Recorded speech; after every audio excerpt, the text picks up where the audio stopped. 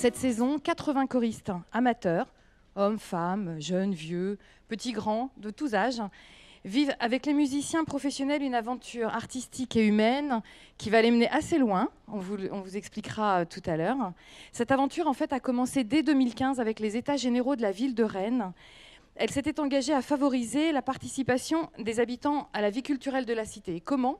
En jumelant des grandes structures culturelles de la ville à des quartiers. Les quartiers nord-est, dont Maurepas, et l'opéra se sont donc unis dans une belle relation qui dure déjà depuis 2 ans.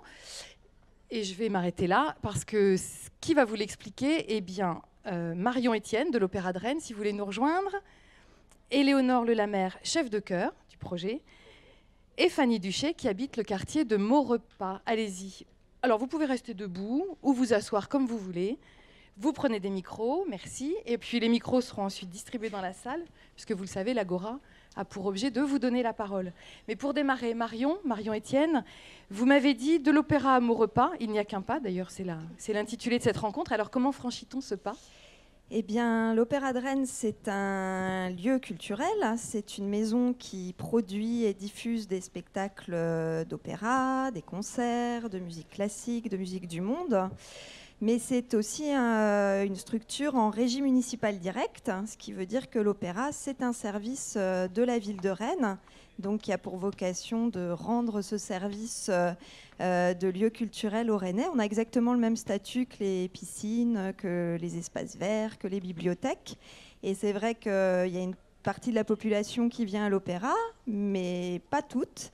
Donc notre enjeu, c'est d'ouvrir au maximum les portes de l'opéra et de faire en sorte que le territoire et ses habitants se sentent accueillis et se sentent chez lui et chez eux à l'Opéra de Rennes. Donc quand on travaille avec un territoire comme celui de Maurepas, mais on travaille avec tous les territoires de Rennes, on travaille avec la métropole. En plus, l'opéra a un rayonnement régional, donc on va vraiment à la rencontre des habitants. Et en l'occurrence, là, dans le cadre de ce compagnonnage avec le quartier de Maurepas, eh bien, on s'appuie sur toutes les ressources locales.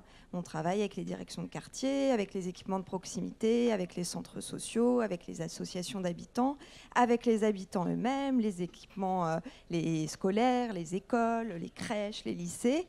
Et avec tous ces relais et avec tous ces habitants, on met en place des parcours de découverte de l'opéra.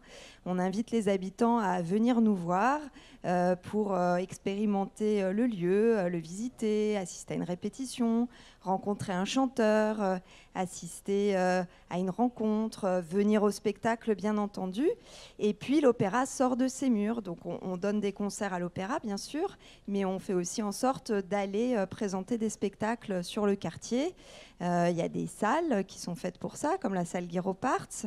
Il y a des lieux plus improvisés. On a par exemple fait intervenir une chanteuse lyrique à la traditionnelle fête de la soupe de Maurepas, qui est une institution morpasienne. Voilà, l'idée, c'est vraiment de nouer des liens, de tisser ces liens entre notre structure culturelle et puis le quartier et ses habitants. Et vous êtes allé encore plus loin, puisque vous faites chanter le quartier. Alors voilà, on a voulu, parce que quand on parle d'opéra, c'est bien d'aller voir des opéras, mais c'est aussi bien de se mettre dans la peau d'un chanteur. Donc on a proposé aux habitants de rejoindre des chœurs pour travailler avec 2 ensembles professionnels qui sont en résidence à l'opéra. Un chœur qui s'appelle Mélisme et puis un ensemble de musique baroque qui s'appelle le Banquet Céleste. Et l'idée, c'est que ces chœurs, alors il y a la chorale du collège Clotilde Vautier de Maurepas, il y a le chœur L'Après-Carbène, dont Fanny Duché, à la fois habitante de Maurepas et la chef de chœur. Et puis il y a un chœur qu'on a appelé le chœur du quartier, qu'on a créé suite à un appel à chanter. En fait, on a fait un appel à chanter sur le quartier en disant vous chantez dans votre salle de bain, vous aimez chanter, vous n'avez jamais chanté dans un chœur, lancez-vous, il n'y a aucun prérequis demandé, on vient comme on est. On n'est pas forcément musicien.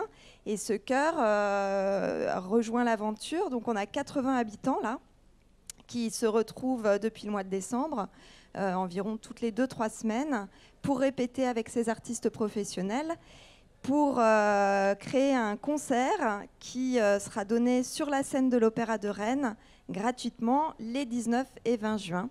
On le redira. Voilà, pour les Rennais retenez qui la sont date, ici. vous y êtes tous invités. On aura nos 80 habitants associés aux ensembles professionnels. Et voilà, on sait déjà que ça va être un beau moment. Un très Oui, beau sans moment. doute, merci. Fanny, justement, vous êtes une des habitantes de Maurepas. Aujourd'hui, vous êtes chef de chœur. Qu'est-ce qui s'est passé? Vous chantiez dans votre salle de bain aussi? Non, pas dans la salle de bain. J'ai fait des études musicales, je chantais dans des chorales et j'avais très envie de devenir chef de chœur moi-même. Et quand on m'a proposé, j'ai participé à un opéra, à l'Opéra Carmen, qui a été donné en dehors avec les habitants du quartier. Et à la fin de cette représentation, on s'est dit on aimerait bien continuer à chanter, mais un petit groupe qui voulait continuer, mais il manque un chef de chœur. Je dis, moi, je veux bien essayer de tenter l'aventure, et ça fonctionne depuis 2011. Voilà, tout à fait, depuis 2011. Et voilà. Et vous avez changé de vie? Et j'ai changé de vie parce que je suis Racontez-nous un peu votre parcours. Donc du coup, je dirige l'après Carmen. On m'a demandé de diriger d'autres chœurs. Et depuis cette année, surtout, je change vraiment de vie. Je fais vraiment chef de chœur. Donc je dirige beaucoup de chœurs. Et sur Rennes et aux alentours de Rennes. Donc voilà. Ah bravo, c'est un beau parcours. Oui. Éléonore, vous êtes chef de chœur du projet. Oui, tout à fait. Voilà. Vous pouvez nous raconter un peu comment ça s'est passé pour vous, quel a été votre rôle, et puis comment est-ce qu'on fait chanter des amateurs, des professionnels? Comment est-ce que toute cette cuisine se passe? Alors, moi, je suis arrivée dans le projet par Marion parce que je travaille à l'opéra auprès des publics depuis quelques années. Et donc, pour nous, les chefs de chœur, il faut savoir qu'en fait, pendant pas mal de temps, en fait, il y avait des chefs de chœur. C'est comme pour le début du parcours de Fanny. J'ai besoin on veut créer un groupe. Est-ce que quelqu'un veut bien prendre en charge ce groupe? Et puis, soit on tire à la courte paille, soit il y a quelqu'un qui se dévoue, voilà. Et petit à petit, il y a eu des formations qui sont mises en place dans des conservatoires. Donc moi, je suis plutôt issue de cette formation dans laquelle on nous a toujours quand même dirigé vers le travail avec les amateurs, parce que c'est le noyau, en fait, c'est comme un microcosme, un chœur. Et donc c'est toujours... on développe beaucoup plus de choses en tout cas, on ne développe pas que de la musique. Voilà. Donc, il y a une vie propre au chœur. Voilà, c'est vraiment... il y en a qui peuvent... C'est comme une famille par moment, mais c'est comme une petite collectivité aussi. Donc, on partage de la musique, mais on partage aussi des moments ensemble. On partage des anniversaires, on partage les galettes des rois, puisque là, c'est la période. Voilà, donc il y a beaucoup, beaucoup de choses. C'est pas juste chanter ensemble. Ça, c'est toujours... ça fait partie, je trouve, du vivre ensemble aussi, dans un chœur. Et donc, quand l'opéra a mis en place ce partenariat, ce travail avec les quartiers nord-est, on s'est dit que c'était important que tout le monde puisse avoir la possibilité de venir chanter, même si pousser la porte de l'opéra, c'est impressionnant au début. Donc de plutôt venir, nous, professionnels, travailler dans le quartier, et puis faire prendre conscience qu'en fait tout le monde peut chanter. Vous êtes vraiment sûr de ça? On peut vraiment tous chanter, même quand on oui. chante vraiment très faux? Mais on a le sentiment de chanter faux, pardon. Alors, peut-être au départ, on a l'impression de chanter faux, mais c'est souvent une question de confiance en soi. On va se tester. Vous allez voir, ça va être magique. C'est souvent une question de confiance en soi, d'une part, et puis d'autre part, la justesse est une chose parfaitement relative. Parce que chez les Européens, la justesse, c'est une chose, et si on va dans d'autres parties du monde, le rapport au son, il n'est pas du tout le même. Donc, en vrai, chanter, c'est pas un acte en soi, c'est aussi s'exprimer Si vous avez de la parole, vous avez cette possibilité de chanter aussi. Après, qu'on chante juste ou qu'on chante faux, quelque part, c'est un autre propos. Mais c'est ça qui crée ce microcosme alors. Ce n'est pas que la galette des rois. Non. C'est parce que chanter, c'est s'exprimer, c'est se donner aussi. Oui, c'est du développement de soi, du développement des autres aussi, d'apprendre à écouter, à partager des choses, à découvrir des choses ensemble. Et puis aussi, ce qui est super avec le chant, c'est qu'on peut chanter dans toutes les langues sans forcément les parler. Donc c'est vraiment une pratique, comme de manière générale les pratiques artistiques, on grandit vachement en fait, je trouve. Mais je comprends, Fanny, pourquoi vous avez rejoint le projet, ça donne envie d'y aller. Est-ce que vous avez des questions? Vous avez bien des questions à nos 3 intervenantes? Non, on continue alors, et puis la surprise va vite arriver. Qu'est-ce que vous chantez ensemble? Vous avez parlé de Carmen, mais qui était un projet précédent. Qu'est-ce que vous chantez, là, par exemple, cette année, sur ce projet, dont on verra le produit, si je puis dire? Alors là, c'est la galère qui commence. C'est pour nous. Ça parle de nous. Donc, qu'est-ce que vous chantez? On ne va pas s'occuper du message. Pardon? Ah oui, elle a une très belle voix, la dame. Ouais, elle a une très, très belle voix. Alors, racontez-nous le programme, et puis après, on passera à la surprise.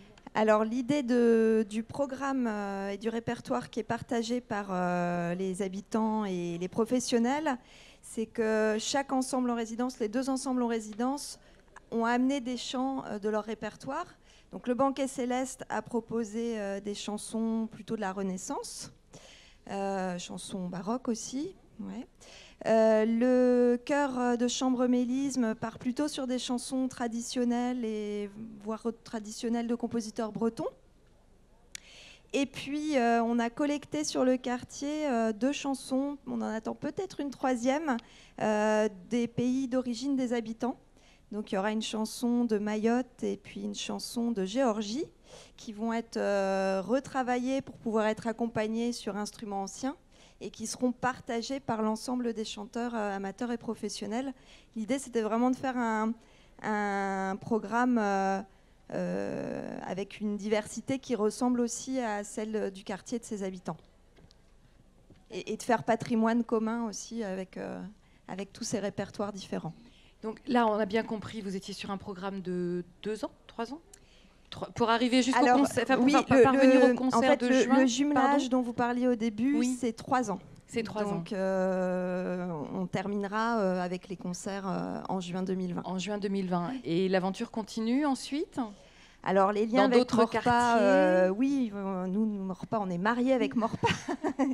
C'est un quartier avec lequel on a des liens depuis longtemps. Il y avait eu effectivement cette première expérience du Carmen avec des chœurs d'habitants là aussi et des artistes professionnels. Et oui, on est en train de réfléchir à un autre jumelage avec un autre quartier rennais. C'est encore en réflexion et en construction parce que en fait, l'idée de ces jumelages, suite aux États généraux de la culture, ne concerne pas que l'opéra. Le TNB, le musée des Beaux-Arts, le musée de Bretagne, beaucoup de structures culturelles rennaises se sont associées à des quartiers. Donc après, on va rebattre les cartes et se remarier chacun avec d'autres quartiers pour repartir sur des jumelages. D'accord, merci. Des questions? On va vous donner un micro. On va vous donner un micro. Ça m'intéresse. La proportion d'hommes et de femmes que vous avez pu attirer dans votre projet. Un peu comme là. Bonne observation. Messieurs, bravo. C'est toujours plus compliqué, d'ailleurs, sur les tracts de communication pour faire venir des choristes sur ces projets. On met messieurs, n'ayez pas peur, parce qu'on a toujours un peu de mal avec les messieurs. Ils n'osent pas donner de la voix dans les chœurs. Ils n'osent pas s'exprimer. En tout cas, pas en chantant. Et après, il y en a dans les différents ensembles. Donc, même si l'équilibre entre les différents pupitres, parce que comme à l'orchestre, on parle de pupitres, il va y avoir les voix hautes de femmes, les voix basses de femmes, et là, normalement, on peut mettre les voix hautes d'hommes et les voix basses d'hommes. Là, plutôt, comme c'est une première approche, il y a une voix d'homme, mais ils sont ils sont une dizaine. Donc déjà sur un chœur même de 50, 60, c'est énorme en fait d'avoir 10 messieurs. Et ce qui est super, c'est tout le monde donne de soi. C'est aussi, pour la chorale de quartier, on est sur de l'intergénérationnel. Donc on va avoir il y a quelques enfants. D'ailleurs, c'est des garçons. Et puis, ce qui est vraiment bien, c'est qu'on est sur l'intergénérationnel dans la famille, mais aussi vraiment on balaye tout le quartier. Donc ça, c'est hyper intéressant parce que c'est des gens qui se rencontrent, qui vont discuter à la fin d'une répétition. Et puis, comme j'avais pas fini de répondre à votre question tout à l'heure, il y a donc effectivement, nous au niveau du répertoire, on est parti sur la musique de la Renaissance et du baroque pour le Banquet céleste. Le but, c'était de montrer des œuvres, de faire découvrir des œuvres qui sont plutôt des œuvres chorales, et donc de chanter en polyphonie, c'est-à-dire à plusieurs voix, chacun a sa ligne mélodique. Et puis pour mélisme, de venir avec les chansons traditionnelles, dont les chansons bourguignonnes, c'est vraiment de s'approprier le matériau de la musique populaire et de la musique traditionnelle, qui est très forte aussi dans le quartier de Maurepas. C'est les deux chansons qui sont reprises, qui ont été collectées. Ce qui va être hyper intéressant, c'est de pouvoir aussi les mettre en regard les unes aux autres et avec les autres territoires. Et puis aussi comment la musique traditionnelle bretonne, comment la musique ancienne, française ou italienne ou espagnole, comment ces musiques-là vont se marier, vont se métisser avec les chansons traditionnelles de Géorgie ou de Mayotte. Donc ça, c'était pour nous un axe vraiment très très fort. Et puis petit à petit, donc nous on intervient régulièrement entre les deux ensembles. Et puis il y a les chanteurs de mélisme qui viennent chanter avec les habitants, donc ils sont intégrés au chœur. Donc ça donne aux chanteurs de la confiance, en fait. Mais concrètement, toutes les semaines, le chœur se réunit, répète, travaille? Pas forcément toutes ou les tous les semaines. 15 jours, enfin, oui, c'est de façon mais régulière. C'est un investissement important. On a commencé mi-décembre et on va jusqu'au mois de juin. Donc plus on va se rapprocher de la restitution, plus on va avoir des temps de répétition plus importants, plus fréquents. Et puis parce que là, ce qui se passe, c'est que d'un côté, il y a l'après-Carmen qui travaille, de l'autre côté, il y a le chœur de quartier, et encore d'un autre côté, il y a la chorale du collège. Donc pour l'instant, ils ne se sont jamais rencontrés. Les premières répétitions, ça va être... Voilà. Est-ce qu'il y a des questions? Madame, je vais vous donner mon micro. C'est où, c'est quand, où est-ce que vous habitez à Maurepas? Je ne sais pas. Alors à Maurepas, donc la c'est chorale. grand, Maurepas. Ben, moi, je chante très faux, mais non. Ça, je découvre qu'il y a tout ça, mais je peux en parler autour de moi.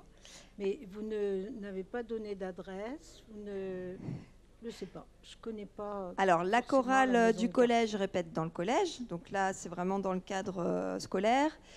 L'après-Carmen répète dans un lieu qui s'appelle le cabinet photographique, au Gros Chêne. Mais où est-ce qu'on vous contacte? À l'Opéra de Rennes. Ah oui, c'est un projet tous Opéra à de l'opéra. Rennes. Vous savez par cœur, mais nous pas. Oui, mais on l'avait pas précisé encore. Et le chœur du quartier répète dans un autre lieu de Maurepas qui s'appelle la Cohue. Merci. C'est nouveau. Est-ce qu'il y a d'autres questions, monsieur? Et après, on chante. Ce n'est pas vraiment une question, mais c'est simplement, en tant que citoyen, je voudrais vous adresser mes remerciements pour le travail que vous faites sur le quartier de Maurepas. Et puis, en tant que professionnel de l'éducation nationale, puisque je suis inspecteur de l'éducation nationale sur ce quartier, le quartier Maurepas, vous remercier également pour tout le travail que vous faites à la fois dans le collège et puis dans les écoles. Je pense au travail qui a été conduit avec l'école Tréguin, je crois, l'année dernière. Donc merci beaucoup, parce que quand on assiste à des chorales d'élèves qui sont assez éloignés culturellement, de par leur vie personnelle, familiale, de ce qui peut se faire à l'opéra ou avec d'autres structures artistiques et culturelles, quand on voit le plaisir que ces élèves ont à chanter, filles et garçons, les deux, vraiment, je crois que l'effet qui est produit sur ces jeunes élèves est remarquable, et vraiment un très chaleureux remerciement pour tout le travail que vous faites. Je crois qu'on peut vous applaudir. Bravo. Merci monsieur, merci beaucoup.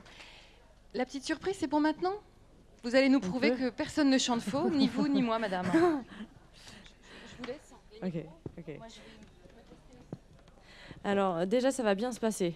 Hein, vous vous étiez dit, ah c'est bon, on vient juste écouter une conférence, en fait, pas du tout. Et puis là, vous pouvez plus sortir. Donc, vous êtes coincés, en fait. Alors, heureusement pour vous, ça va être très, très court. Mais on ne va pas apprendre de chant en tant que tel, parce que on n'a pas le temps.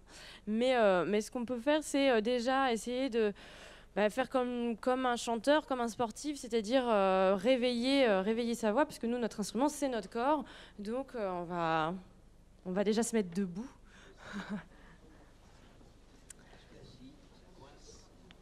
Et puis chacun peut prendre sa place, vraiment, pas forcément être collés les uns aux autres, même si ça tient plus chaud. C'est vraiment, voilà, chacun prend sa place. À sa bulle, et cette bulle, elle va croiser les autres bulles aussi. Il y en a qui ont déjà chanté? Ou au moins dans la salle de bain? Au moins dans la salle de bain. Voilà, au moins dans la salle de bain. Donc là... Il y a même des personnes qui ont vraiment beaucoup chanté, qui ont fait partie de chœur, et je voudrais juste rajouter au remerciement. Mes félicitations. Non, juste rajouter au remerciement mes félicitations, parce que moi j'ai travaillé dans un chœur, j'ai chanté énormément, j'ai 2 instruments de musique, je me suis battue, j'ai travaillé avec les enfants. J'ai vraiment, donc, merci et félicitations, parce que, voilà. Merci à vous. Bon, du coup, je vais enlever le micro. Ah. Voilà, c'est plus facile. Alors déjà, on va essayer de réveiller tout ça, donc vous allez essayer de vérifier si vous êtes venus presque avec nous pour faire ça. Donc on a les articulations des chevilles, les articulations des genoux, les articulations du bassin. Évidemment, ne vous faites jamais mal. Si vous sentez qu'il y a une zone qui est plus... Si, un peu, c'est pour le streaming, parce que vous êtes enregistrés. Ah, on est tous enregistrés en streaming. Voilà, petite pression supplémentaire. Hein. Donc, on va vérifier aussi l'articulation du haut du corps, les chevilles du haut, n'est-ce pas? Les genoux du haut aussi. Hein. Et puis, les épaules. On a aussi le cou. Donc, vous allez regarder sur votre gauche. Et puis, on va aller regarder vers l'autre gauche, parce qu'on n'a pas la même. Hein. Et on va revenir, et puis d'explorer la hauteur aussi, vers le bas. Et puis, voilà, que toujours, en fait, tout ça, c'est une énergie qui circule. Et vous respirez tout le temps, voilà, en espérant que vous ne faites pas d'apnée. Hein. Jamais d'apnée, sinon vous allez devenir bleu, vert, orange, c'est terrible. Ok, donc, par rapport à ça, vous imaginez que vous avez une toute petite planche de surf. Voilà. Et vous allez plier un tout petit peu les genoux. Et il faut savoir que s'il n'y a pas d'air, il n'y a pas de son. Donc la première chose qu'on met en place, nous, c'est le travail du souffle. Et on met des petits exercices pour travailler la régularité de ce souffle-là. Donc vous allez imaginer que sur votre planche de surf, vous avez une énorme machine à laver. Donc c'est très très lourd à pousser, hein, c'est terrible. Et puis on va pousser cette machine à laver. On va faire ça sur un S, sur un SE. Elle est vraiment très très lourde, parce qu'il y en a pour qui elle est en mousse, là, visiblement, hein, ça marche pas. Voilà. Et on va faire l'autre côté, on fait le retour de la force.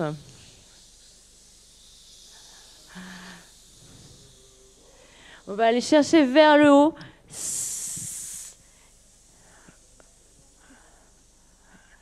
Et l'autre côté aussi.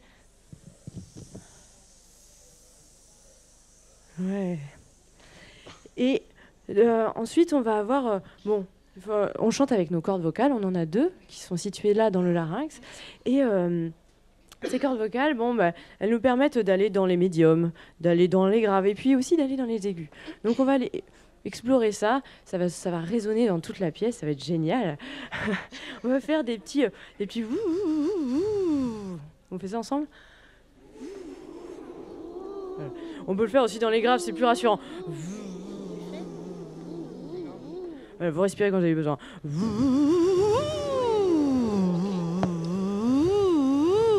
Voilà. Et puis, ce qui est bien, c'est qu'il n'y a pas de bonne ou de mauvaise façon de faire. Donc, c'est plutôt pratique. Par rapport à on va dire que, pour le coup, c'est le travail du chef de chœur. Des fois, on est un peu agent de circulation. Mais surtout, on va essayer de faire en sorte que vous soyez à peu près ensemble et à peu près dans les mêmes zones de chant. Donc, on va dire que là, vous prenez un son sur lequel vous êtes plutôt confortable. Et puis, quand ma main elle va descendre, vous allez essayer de chanter plus vers le grave, avec une voix plus grave. Et puis, plus on va remonter, plus vous allez aller plutôt vers une voix aiguë. Et puis, à chaque fois, on va se balader là-dedans. Donc, on va faire ça sur un ou. Ça va ? Ok, c'est parti. Et ouh.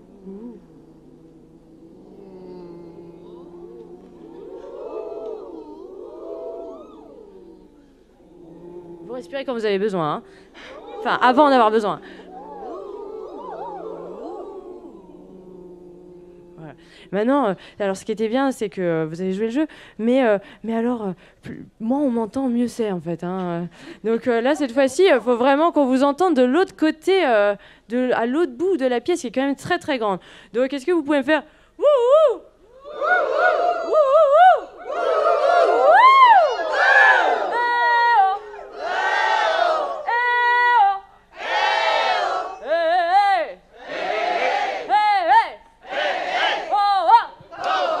Ok, alors ça c'est la bonne énergie.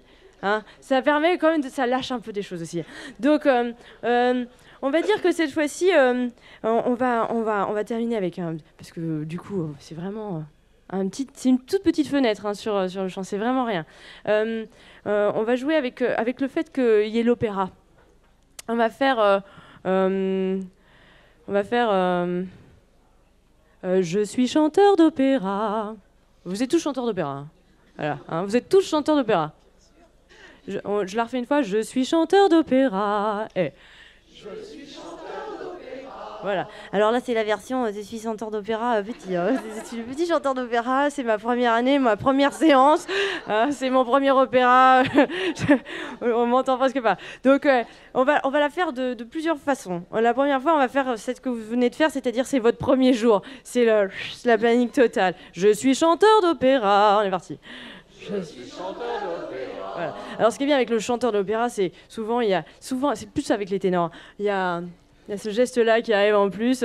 Donc, on va rajouter, c'est votre premier mois. Hein, ça y est, vous avez déjà pris un peu plus votre place. Et du coup, on va le refaire sur je suis chanteur d'opéra. On est parti. Je suis chanteur d'opéra. Voilà, il faut vraiment imiter ce chanteur-là. Et puis là, ça fait quand même quelque temps que vous avez des rôles. Voilà. Là, tout ce qui va avec le chanteur de l'opéra. Hein. Donc, vous allez mettre les 2 pieds vraiment bien ancrés dans le sol. Vous allez être très très grand, très très beau. Enfin, vous êtes très très grand et très très beau, hein, c'est pas le problème. Mais alors, encore plus grand, hein, vous faites 2,12 m. Et puis, ce qu'on va faire, c'est que vous allez ouvrir vraiment les 2 bras ensemble. Moi, là, je peux pas le faire parce qu'il y a le micro, mais vous allez ouvrir les 2 bras ensemble et... salut, la version presque dans Carmen, quoi. Donc, je suis chanteur d'opéra. Et je suis chanteur d'opéra. Voilà. Et alors le truc avec les chanteurs d'opéra, c'est qu'en plus ils mettent du vibrato partout, donc on va vraiment avoir le « Je suis chanteur d'opéra ». Je suis chanteur d'opéra. Voilà. Et maintenant, on fait la version où vous êtes un peu... Éléonore, ça fait 12 fois que tu me dis je suis chanteur d'opéra, ok, j'ai compris, mais donc, maintenant, ça vous agace un tout petit peu. Je suis chanteur d'opéra. Je suis chanteur d'opéra. Ouais. Je suis chanteur d'opéra. Pardon. Je suis chanteur d'opéra. Je suis chanteur d'opéra. Je suis chanteur d'opéra. Voilà. Et cette fois-ci, vous allez plier un tout petit peu les genoux en même temps et vous allez faire le geste presque Titanic. Je suis chanteur d'opéra. Ouais. Et du coup, en fait, vous prenez votre place quand vous faites ça, et puis aussi en même temps, vous entendez en périphérie tout ce qui se passe à côté, quoi. Donc ça marche quand même vachement bien. Bon, si on allait plus loin, on pourrait mettre plusieurs voix, et vous verriez que ça marche aussi sans problème.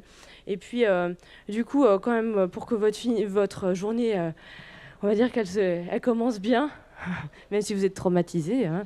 Et que là c'est quand même le week-end vivre ensemble et que c'est trop bien, on va faire oui oui oui oui